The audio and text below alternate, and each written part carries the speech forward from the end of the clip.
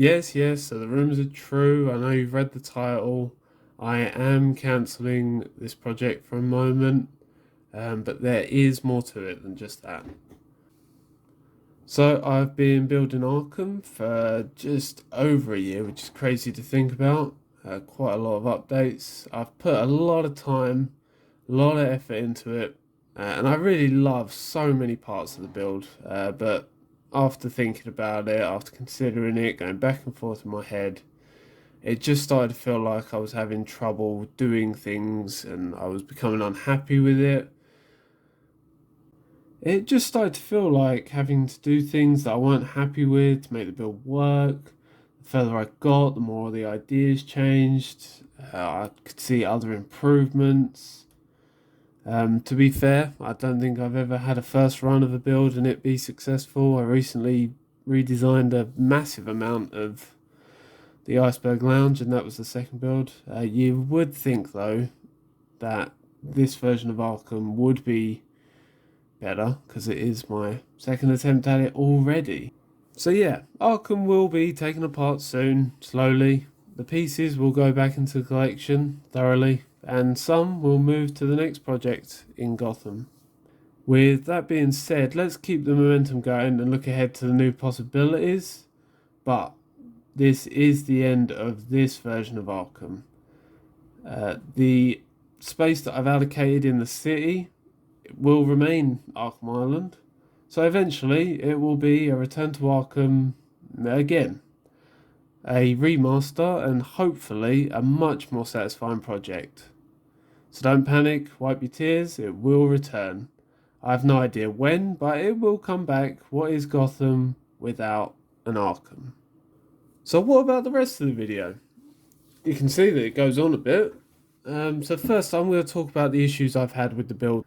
So first problem, so it's a pain to put together. Trying to slide the pieces together is bloody annoying, and the bridge doesn't line up properly. It doesn't look how I want it to look. It crosses over plates, which is a pain. The same with the door. That also covers the same two base plates, and it just... And my final gripe is that I'm not really a fan of the interior. I thought long and hard about it, but for the most part I built it ad hoc on the fly.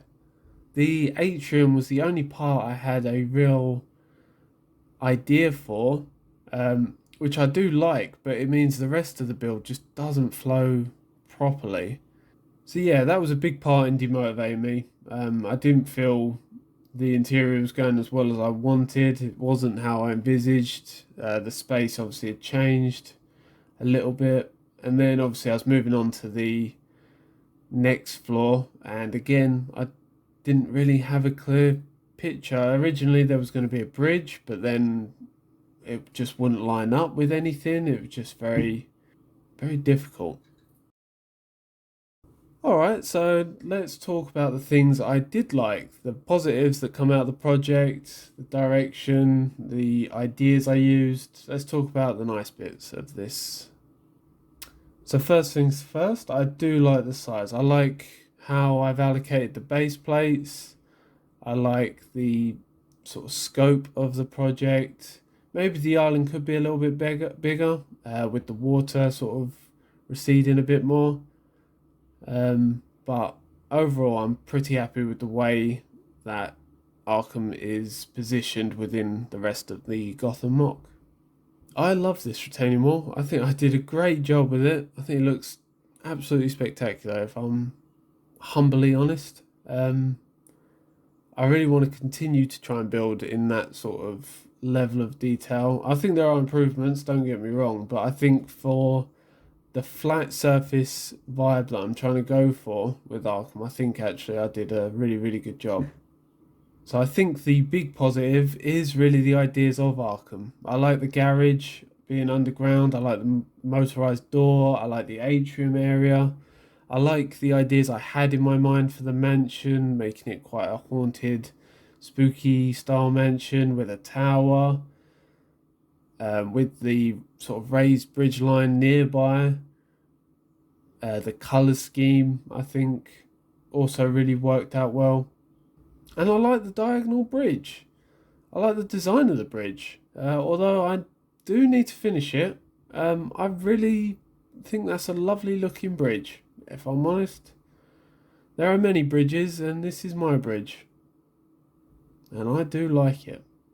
I think the changes in watercolor, I think that's a really good delivery. I think the different color, the trans dark brown, whatever color it is, and the light trans blue, I think them two sort of merging into each other, separating sort of Arkham from the rest of Gotham, giving Arkham its own vibe, whilst also positioning it firmly within the whole Gotham mock. I think the delivery of that was really, really good.